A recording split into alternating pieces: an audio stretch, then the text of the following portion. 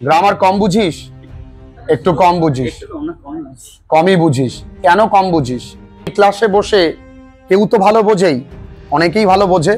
তুই কখনো আমায় বলেছিস যে স্যার আমি কম বুঝি? আচ্ছা, কখনো বললে কি আমি তোদের প্রতি রেগে যেতাম? বোঝাতাম তো। তাহলে এই ছেলেটা বলছে আমি গ্রামার পারি না। কেন পারি না? এই না পারার পেছনে কারণ, এক নাম্বার কারণ, আমি লজ্জা পাই। কিসের লজ্জা? যদি মেয়েরা ভাবে ইস ছেলেটা গ্রামার পারে না, আরে অনেকেই পারে না এখানে, কিসের লজ্জা? আর একটুখানি তোর এক্ষুনি গ্রামারের ভয় কাটিয়ে দিচ্ছি। এই গ্রামারটা আমি কিভাবে করেছি? স্টেপ পাশে এনে সোমেনকে পাশে এনে মাঝে একটা নট। তুই এটা কর, স্টেপ পাশে নে। হ্যাঁ, সে পাশে নিয়েছিস, মাঝে কি দিয়েছিস? নট। পুরোটাই কি হবে? দে। লাস্টে কোন চিহ্ন হবে? ওর জন্য হাততালি হবে, জোরসে হবে। গ্রামার করার পর একটা তৃপ্তি আসলো মনে, মনে হলো আমি পারি। এইবার দেখ, এই গ্রামারটা তোকে আমি এক সপ্তাহ পরে করতে দিই, তুই পারবি না। কেন জানিস বাবা? ইয়েস, ওর জন্য হাততালি আবার।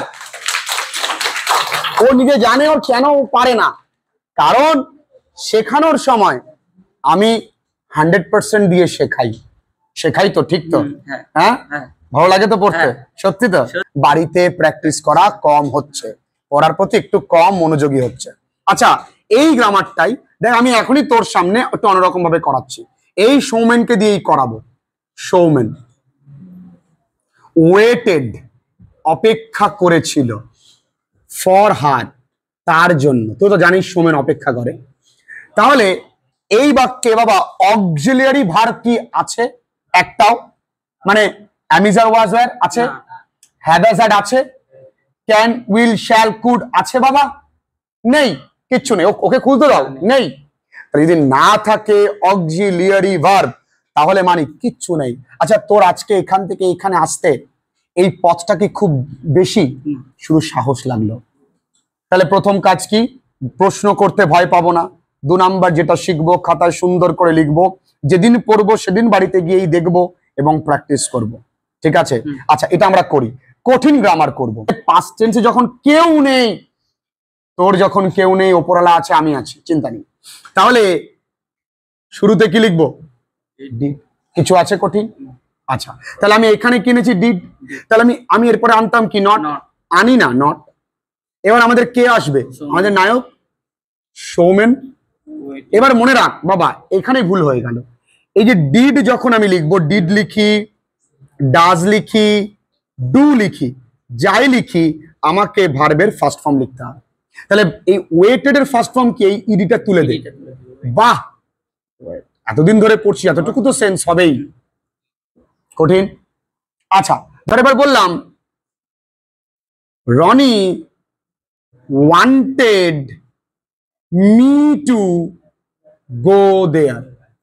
রনি চেয়েছিল আমাকে সেখানে যেতে। আচ্ছা, Rahul likes her so much. তুই এটা কর, চেষ্টা কর বাবা। ওপরেরটা কর। এখানে শুরুতে তুই কি আনবি? কেন ডিড আনবি? প্রথম অক্সিলারি ভার্ব নেই তাই। আচ্ছা, এটা কোন টেন্স আছে বুঝে গেছিস তুই? Past tense. তাহলে পাস্ট টেন্স বলে তুই আনবি কি? লেখ বাবা, খুব সুন্দর। আচ্ছা, এবার কি লিখবি? ঠান্ডা মাথায়, ভয় পাস না, নট। লেখ, খুব সুন্দর হয়েছে, একদম ডিম্পোচ। হ্যাঁ, তার সমস্যা নেই। তারপরে এবার কে? সাবজেক্ট। সাবজেক্ট কে আছে? রনি। রনি লেখ, রনি। বাহ, খুব সুন্দর, খুব সুন্দর করছে, দেখে শেখো। এরপরে এবার ডিড লেখার পরে ভার্বের মূল ফর্ম মানে V1, তাহলে কি তুলে দেবো এখান থেকে আমি? বাহ, ভেরি গুড। বাহ বাহ বাহ, সুন্দর সুন্দর এগোচ্ছে। আর কি যা আছে তাই? মি টু গো দেয়ার। ও, যদি এটা প্রশ্নবোধক হবে না? হ্যাঁ, বাহ, ভেরি গুড। জন্য হাততালি দাও জোরসে। এবার আমার প্রশ্ন, এবার তোকে ছোট্ট করে প্রশ্ন। এখানে আসার পরে তোর কনফিডেন্স বাড়লো কি বাড়লো না? অনেকটাই বাড়লো।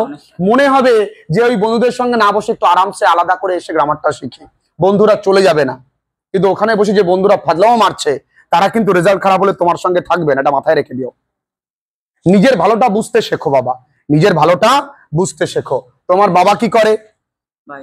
বাইরে থাকেন, রাজস্থানে থাকেন, পরিবার ছেড়ে থাকেন, কষ্ট করেন। তা তুমি একা না, তোমার দাদা আছে?